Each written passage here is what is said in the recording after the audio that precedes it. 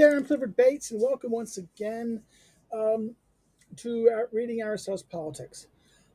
Last time we looked at chapter 13, which ended on a discussion of the debate of the claims of rule of the different regimes of between the many and the few, which ends in a peak of the suggestion of the claim of the rule one, that what happens in a best regime, if a regime is going to be best, and that all of a sudden someone who's so supremity in virtue should happen, that exiling them is not proper, is not just, but and having ruling over them is not right either. It's like because they clearly are virtuous. And what should we do? He argues that we should simply submit to them and be we should volunteer to have them rule us. We should disobey them. Okay? In other words, if we're good, in other words, that good men, when they can see someone who is supremely good, but in this way, this doesn't just exercise the argument of the earlier argument in the chapter, which I didn't want to go over time, is that there was the earlier chapter, a little earlier of 13, which dealt with that, the question of that the most wealthy should rule over the less wealthy, and the most well-born should. That wasn't politically good, but virtue should be allowed to this way. But then he kind of overcome that. The argument was that there was no one so virtuous, right? But then we assume, therefore, we end in 13 with an aporia of two arguments: that of that there is no real buddy, someone is like this, and then and that therefore the rule of the men, the rule of the people, do is simply the best claim in that way is the kind of negative claim, because there's no one's virtue, no one is so good or virtuous or supreme in that stuff. Even if that is, the many is still better than collectively than individually. Yes, it may be true that someone is maybe virtuous at the level of at the level of individual, so great virtue. But what Aristotle speaks here is of this virtue that's so extreme that it would, and in fact, this person is no longer really able to share a life together earlier, but now he is. The argument is that in the best city that this person shows up, this preeminence of virtue, what to do with this person. And Aristotle, at the end, the argument here says we can't get rid of him. It's kind of unjust to do it, because the argument why it's unjust is because, well, most argument that at first it was argument that there was a kind of political justice to doing removing the overly preeminent, but not really here, because the reality is that these are done in reality that is not done for the reason of the common advantage. Rather, it's usually done for the ruler's advantage, and that's not good regime. And therefore, it's the bad regimes who do this, not the good regime. Now, the good regime is the best regime, the regime that's ruled badly, and that is this is where the citizen is the good man. And in this case, now all of a sudden the thing becomes, well, if this person is really preeminent in virtue, shouldn't we just obey him? We can't rule over him because it's not right. Neither is it right to us for expelling him. So shouldn't he rule over us? That's how he ends that discussion at the peak of the introduction of a kingship. Now, chapter 14 is the discussion of kingship. We get in Aristotle an account of kingship. Now, let's start with this. Perhaps it is the right thing after these arguments to make a transition and investigate kingship. So we're going to stop. We're going to make a transition from those arguments, who should rule, to the question of kingship. Basileus, okay?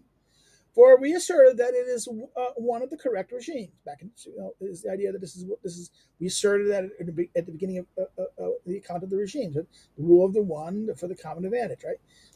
What must be investigated is whether it is advantageous for the city, polis, or the territory, that is to be well administered, beautifully administered, to be under a kingship or not, or some other regime instead, or whether it is advantageous for some but not others. So there's kind of questions here. One is, what does it mean investigated? Is one is advantage for the city or territory that is to be well administered, is to be whether under a kingship or not. Is it true for some regimes and not others? And therefore the argument is, wait a minute. is kingship here a regime type? Because that's the argument, was a type of regime, right? One of the correct regimes. But here, by saying it's a different type, it's some others instead, or if not, some other regime instead. So if not, then some other regime should rule it. Okay, okay. So therefore, should kingship or some is kingship advantageous? If it is, then maybe we should have kingship. If it's not, then maybe some other regime, right? That's the idea. Or whether it is advantageous for some cities or territories and not others. Those are two different questions. Is it advantageous for a city or territory that wants to be finally administered or not? Or is it suit only to some and not others? Say that's two. There's two fundamental questions.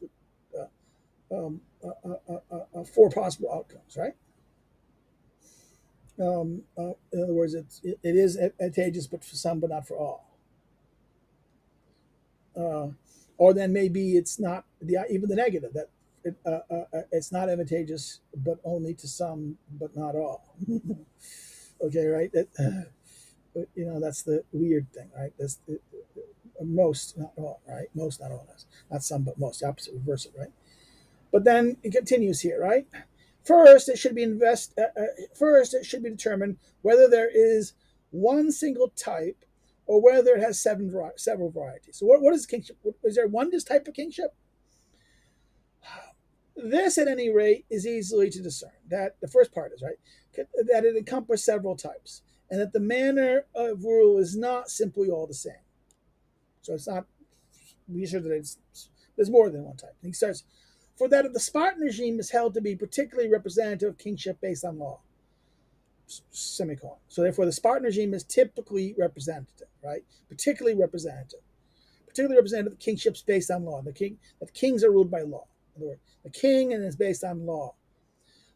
It does not have authority over matters, but when the king goes outside the territory, he has leadership in matters related to war and matters related to the gods are further assigned to the kings. So therefore, with regard to the matters of war and matters of the gods, right? When they go outside the city with war, but when it's in the matter of the gods, right? So the king has not everything, but some authority there. So there's kind of an idea that there's a king within the regime, right? That there's a regime. The king is not simply the authoritative ruler. He has limited authority on certain matters, right? And he's restrained by law, restricted by law, and that determines why he's limited in that sense, right? This kind of kingship then is a sort of permanent generalship of plenipotendaries. I mean, these are office holders, or supreme office holders, right? Plenipotentiaries. Plenty means plenty of this potential power, authority to do things, right? That's one of those weird, good, powerful words, old-fashioned words from Latin that still mean something in politics. Because ministers are these people who have powers to encourage something. Ambassadors are this kind of person, right?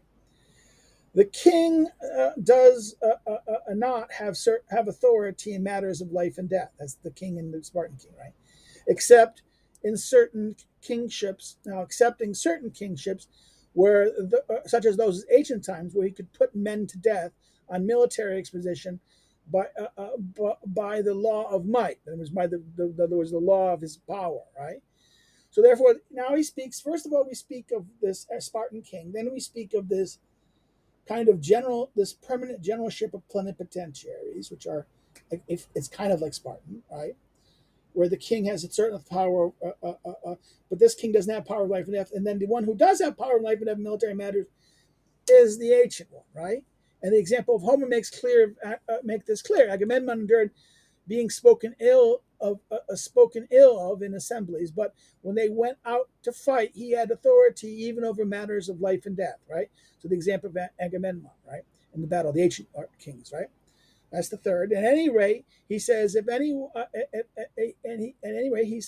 anyone I find apart from the battle, he shall have no hope of escaping the dogs or the birds, for death is my power. Right. This is that line from it again from Homer Iliad.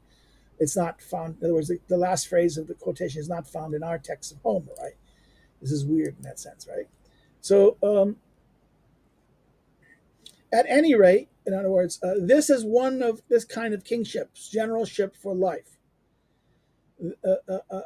Then this is one kind of kingship, generalship for life, and is the basis on a certain. And some of these are consulted on the basis of family, and while others are elective. So hereditary and that.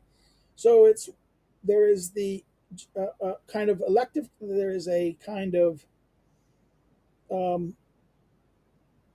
generalship, right? The Spartan example, the a permanent plenipotentiary. I think that is the aspect of that, right?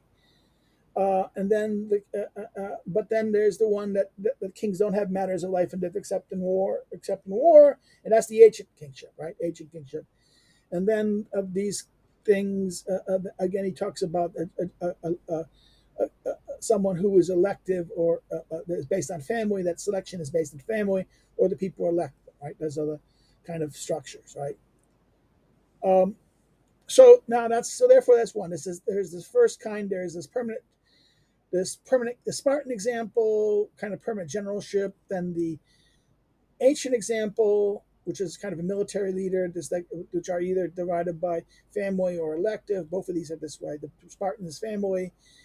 So therefore, that's the third. Then the next one is, beside there is a form of monarchy. There's another form of monarchy, the kingship that exists among the barbarians. All of these are very near to tyrannies in their power, but are based on law and hereditary. So therefore, they're like tyrannies, but they're based on law and power, and therefore we're constrained by law. All of these kingships law rules so far. So the Spartan, the permanent plenipotentiaries, which are formed as a kind of a version of Sparta, the Armageddon, and then this generalship for life, a generalship for life, right? And then elective or based on by family, right? This is this criteria of each one of these, and then the barbaric one, right?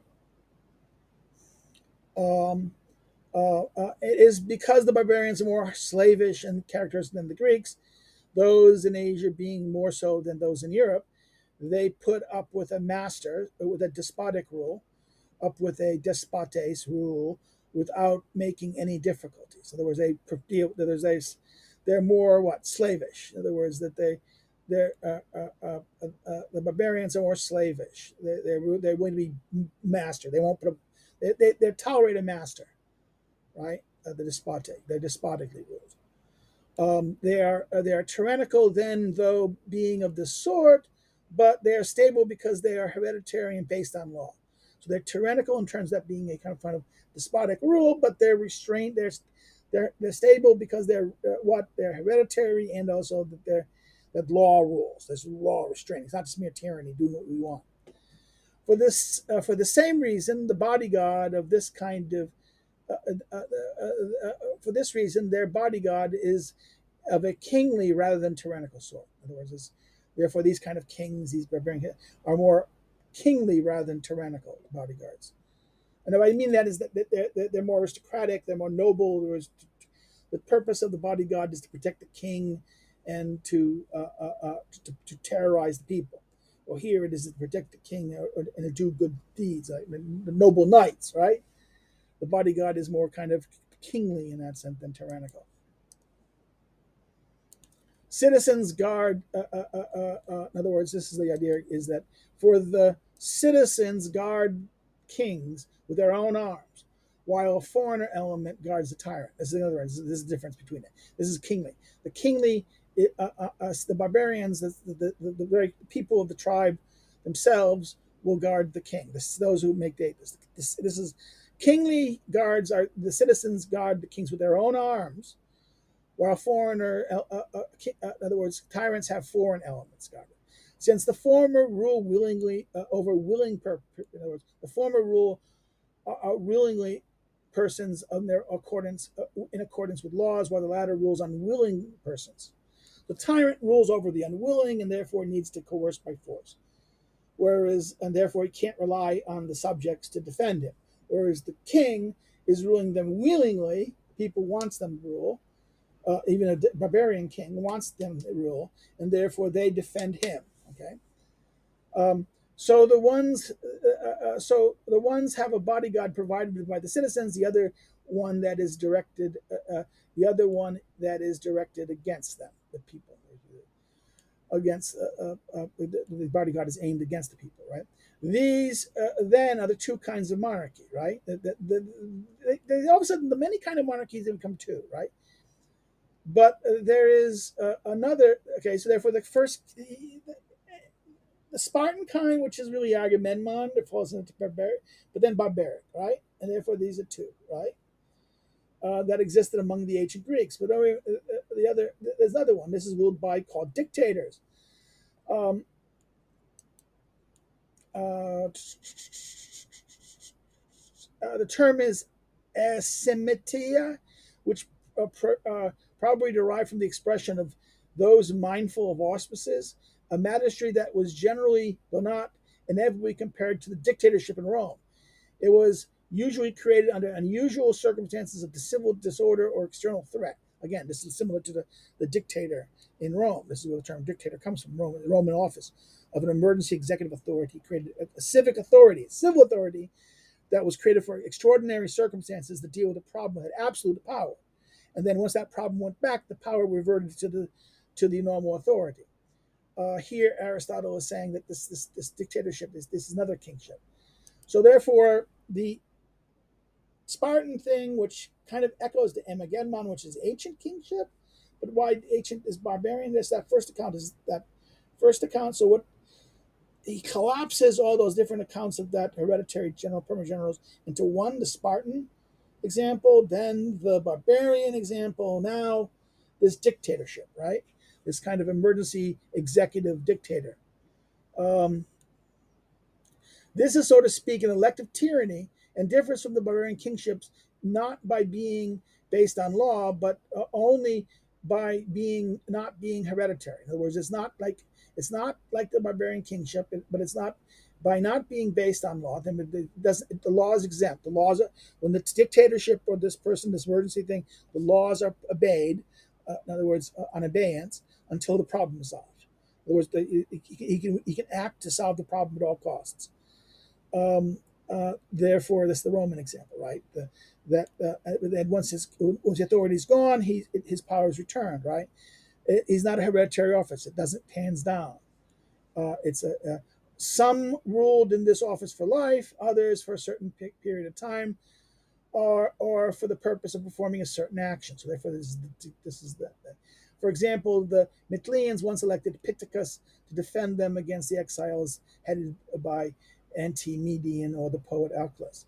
Alcalus made it clear in one of his drinking songs that they elected Pittacus tyrant, for he censors them because they set up Pittacus based on lineage as tyrant of the city, lacking bile and heavy with doom, with great praise from the crowd. Now, 47. This is, I guess, this fragment from in the deal thing. These are and were like rules of a master on account of their being tyrannical, but like kingship on account of their being elective or over willing persons. But there is that's the dictatorship. That's the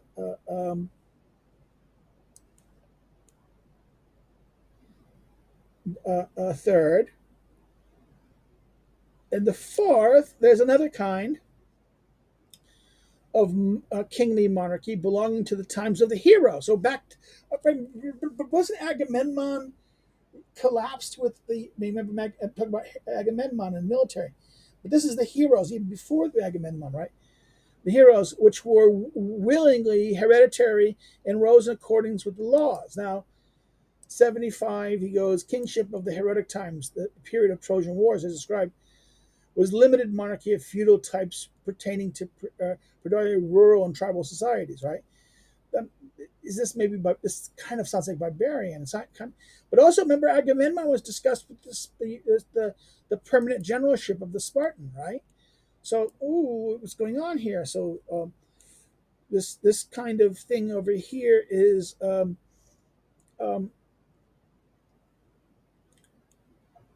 willing in accordance with the laws, right? For the first kings being for the because the because the first kings had been benefactors of the multitudes in connection with the arts, or with war, or with bringing them together in a city, or providing them land.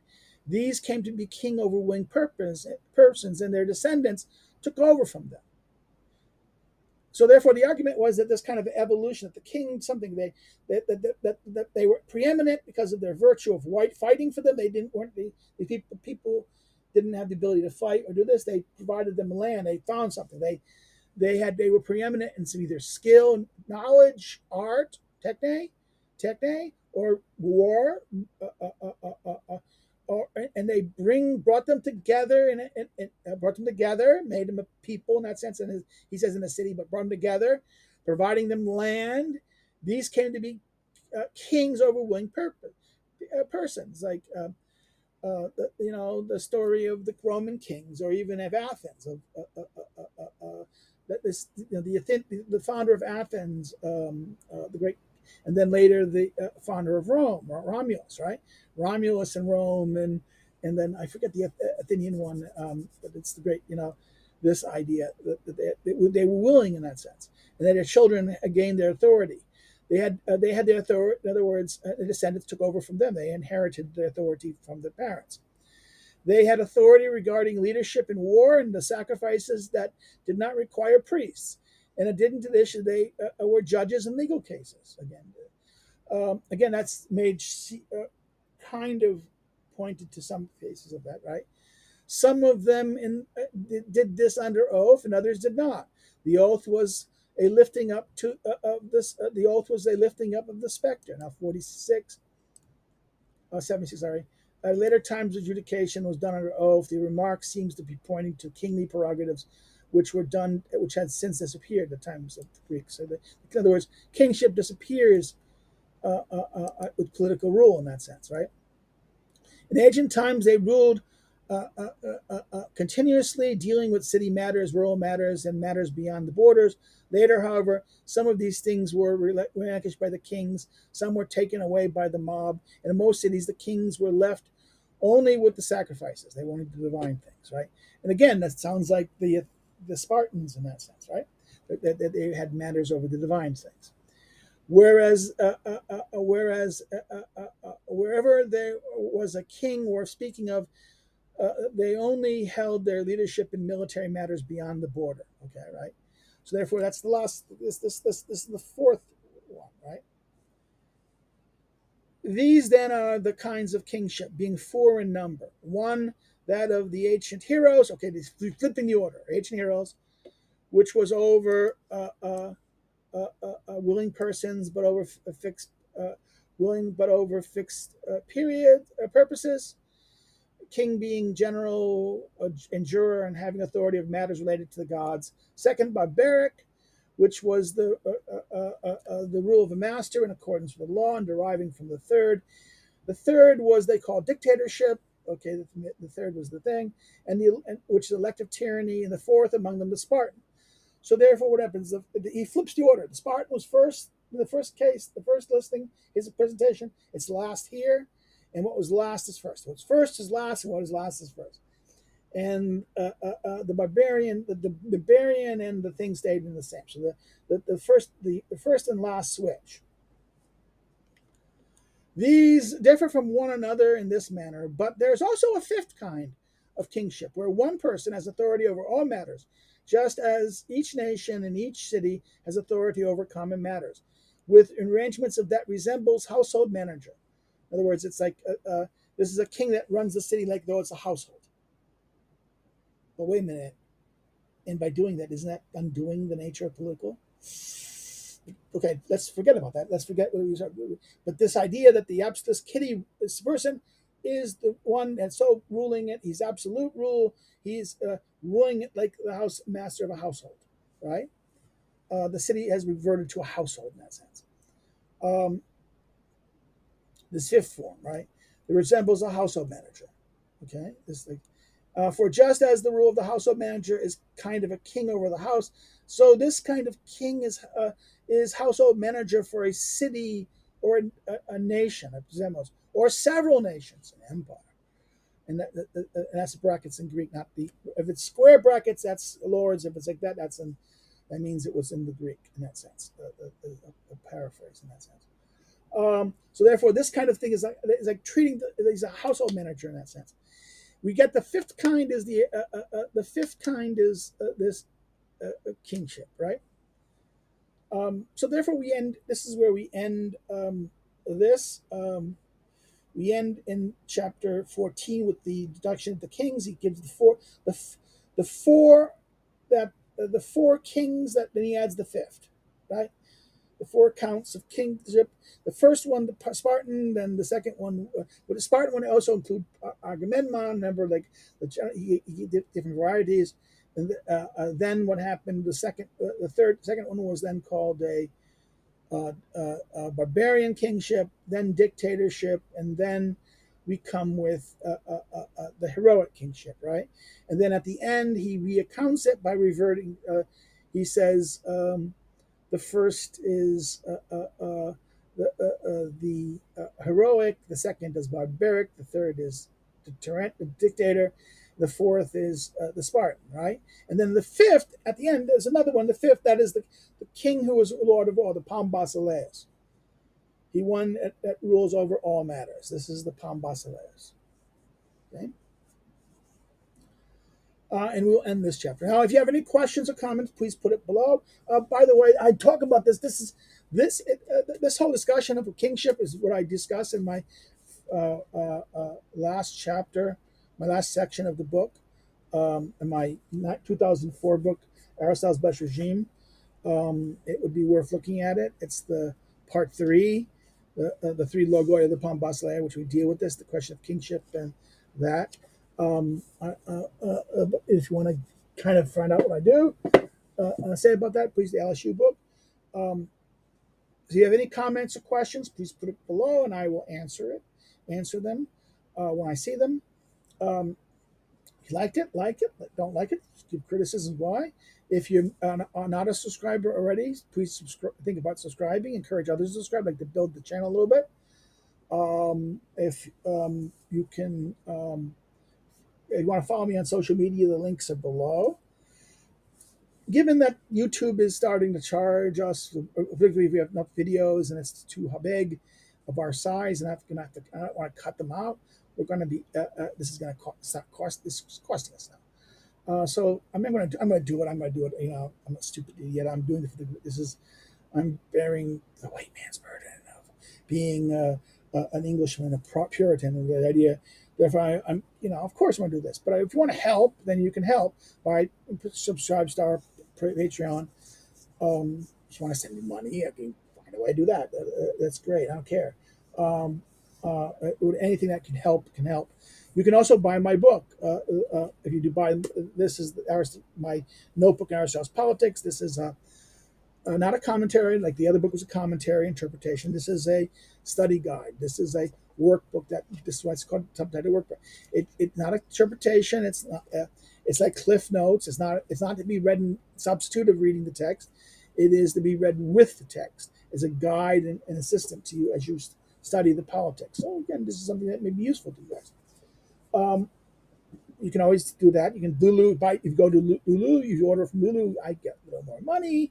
But I understand Lulu charges, and therefore people who buy things online would go directly. You know, therefore Amazon is cheaper. I understand. I'll just get less. Amazon will get the money, not me. I'll get something, but I won't get as much as if you did it by Lulu. On that, that's it. Have a good day. We'll check next time. We'll do chapter 15. That's it. Take care. Bye-bye. See you then.